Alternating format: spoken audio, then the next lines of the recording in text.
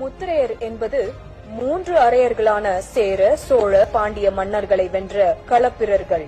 தஞ்சை, திருச்சி, புதுக்கோட்டை மண்டலங்களை கிபி 600 முதல் 900 வரை ஆட்சி செய்தனர். தமிழ்நாட்டின் தீவிர சுயமரியாதை இயக்கத்தின் சிறந்த போராட்ட வீரராக திகழ்ந்த சர் ஏ.டி. பன்னீர்செல்வம் அவர்கள் தீவிர சுயமரியாதை இயக்கத்தில் இணைத்துக் கொண்டு போராட்ட களம் கண்டவர்.